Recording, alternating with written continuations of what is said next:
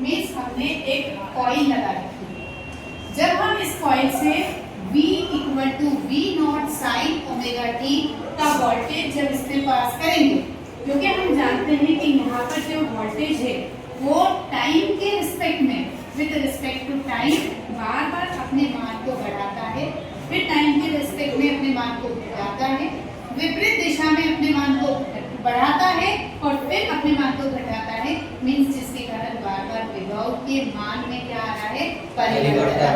और हम जानते हैं कि विभव में परिवर्तन हुआ तो बहने वाली धारा में मीन्स पोटेंशियल में फर्क आया, वोल्टेज में चेंज है, तो अब करंट में भी क्या होगा, चेंज। और उस करंट के चेंज के कारण यहाँ पर क्या होगा, फ्लक्स आएगा, और वो फ्लक्स भी विद रिस्पेक्ट टू टाइम क्या होगा, चेंज। और उस फ्लक्स के with respect to time change होने के कारण ईएमएफ इंड्यूस होगा।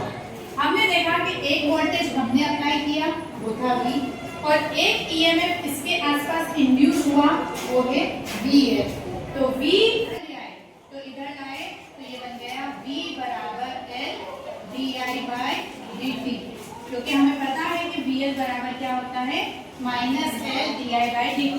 ये हो गया L di/dt is equal to V का मान हमने यहाँ रखा था, देखिए V का वैल्यू था V not sine omega T, तो V not sine omega T. यहाँ से हम इस पूरे साइकिल के लिए निकालने के लिए हम क्या करते हैं, इस L को इसके अपॉन में भेज देते हैं, साथ ही साथ ये dt को इसके पास भेज देते हैं, और हमारे पास ये बच जाता है di is equal to V not बटे L sine omega t dt। अब हमें पूरी साइकिल के लिए, मतलब जब हमारा पोटेंशियल लगाया था, वोल्टेज लगाया था, तो धीरे धीरे इसका मान बढ़ा था, तो उसी के कारण करंट का मान भी बड़ा होगा।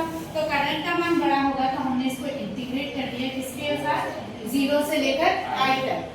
इस इंटीग्रेशन को इधर वाले को हम विदाउट लिमिट करेंगे, क्योंकि हम पूर्ण साइकिल पर जैसे ही बात करने जाएंगे तो आपने सीखा है कि पूर्ण साइकिल पर अगर किसी चीज को इंटीग्रेट करोगे तो कितना हो जाता है, 0। तो हम इसको विदाउट लिमिट करते हैं। अब जब किसी चीज का विदाउट लिमिट इंटीग्रेशन होता है तो साथ में एक कांस्टेंट जुड़ जाता है, तो ये कांस्टेंट 10 यहाँ पर लगाया है। अब देखिए इंटीग्रेशन, तो इंटीग्रेशन में v नॉट तो कांस्टेंट है, क्योंकि ये हमारा शिखर मान पीक वैल्यू होता है, तो v नॉट बाहर आ गया। L क्या है, इस कुंडली का प्रेरकत्व है, तो वो सेल्फ इंडक्टेंस कांस्टेंट है, तो L भी का आ गया बाहर। इंटीग्रेशन में बचा sin ओमेगा t dt। तो integration of sin omega t is minus cos omega t, और फिर से ओमेगा t का होगा क्योंकि ये फिर से टाइम का फंक्शन है, तो अपॉन में आ जाएगा ओमेगा, और साथ में मैंने आपको बताया साथ में कांस्टेंट जुड़ेगा प्लस c। क्यों जुड़ा है कांस्टेंट, क्योंकि हमने ये इंटीग्रेशन किसके किया है, विदाउट लिमिट, तो एक कांस्टेंट जुड़ गया है c। ये साइन माइनस का हमने देखा यहाँ पर लगा हुआ है, माइनस कॉस ओमेगा टी। यहाँ पर हमने देखा कि जब t इक्वल टू 0 पर जब हमने शुरू किया तो तब आपकी वैल्यू c की वैल्यू भी क्या हो जाएगी, 0। तो अगली इक्वेशन में हमने कांस्टेंट की वैल्यू को c को क्या कर दिया है, 0। जो हमारे पास बचा है वो है I is equal to V not upon omega है, ये माइनस कहाँ से, ये फॉर्मूले का ये माइनस यहाँ आ गया था, और ये बचा है cos ओमेगा t, ठीक है। और अपॉन में जो था ओमेगा उसको हमने बाहर ले लिया, तो v नॉट अपॉन ओमेगा है cos ओमेगा t हो गया।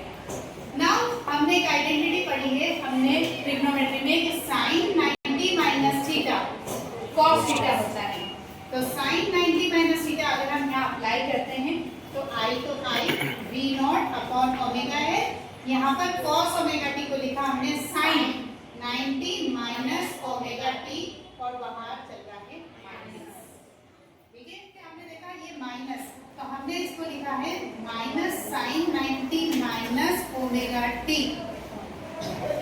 ये भी याद रखिए कि 90 को हम डिनोट कर सकते हैं π/2 से, और ये माइनस अंदर लेने पर इक्वेशन बन जाएगी sine omega t minus π/2, sine omega t minus π/2 ये क्या हो जाएगा, ये साइन 90 माइनस थीटा को लिख सकते हैं sign omega t minus pi by 2।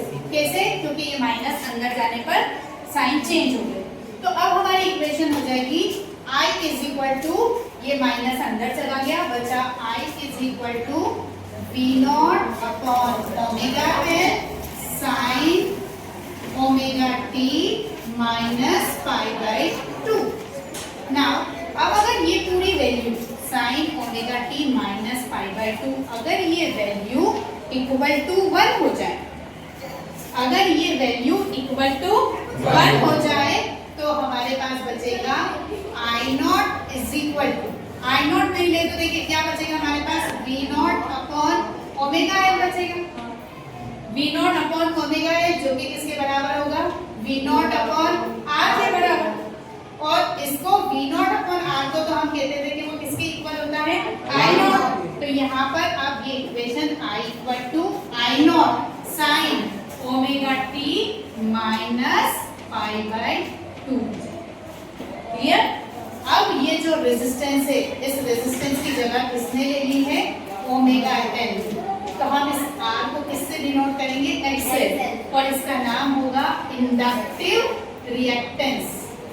Inductive reactance, प्रेरकीय प्रतिभार। इंडक्टिव रिएक्टेंस, प्रेरकीय प्रतिभार, इंडक्टिव रिएक्टेंस और प्रेरकीय प्रतिभार। I बराबर I not sine omega t minus pi by 2। अगर मैंने इसका ग्राफ खींचा तो मैंने ये पाया कि यहाँ पर मेरा जो विभव है, मेरा जो वोल्टता है वो ओमेगा टी है, पर साथ ही साथ इसमें क्या जुड़ गया है, माइनस पाई बाई 2। देखिए इसमें फेज डिफरेंस आ गया, फेज डिफरेंस दोनों के एंगल में फर्क आ गया, यानी कि ये 90 डिग्री से पीछे है, ये 90 डिग्री, ये जो भी कोण बन रहा है, आपकी धारा, आपका करंट उससे 90 डिग्री से कहाँ चलेगा, पीछे। मैंने ग्राफ बनाया, ये मेरा वोल्टेज है और ये मेरा करंट है, और ये करंट कहाँ जा रहा है, देखिए इससे पीछे चल रहा है, कितने से, 90 डिग्री से। इसका फेजर बनाया जैसे ही मैंने, तो ये मेरा फेजर है, ये मेरा करंट है और ये मेरा विभव। मेरा विभव 90 डिग्री से आगे है, मेरा करंट 90 डिग्री से पीछे चल रहा है। यहाँ पर ये जो 90 डिग्री है ये बताता है कि प्रेरकत्व जब आप लगाते हैं, कोई इंडक्टर यूज करते हैं, तो इंडक्टर में करंट जो है वो पीछे रहता है, लेग बिहाइंड करता है वोल्टेज से। वोल्टेज लीड करता है किससे, करंट से। वोल्टेज लीड करेगा किससे, करंट से, और कितने एंगल से, 90 डिग्री पाई बाई 2 से। तो यहाँ पर अब आ गया फेज डिफरेंस, और ये कहलाएगा इसका फेजर। ठीक है, ओके, क्लियर है। सर्किट में प्रेरकत्व का यानी इंडक्टर का किस तरह से ऐसे सर्किट में काम होगा।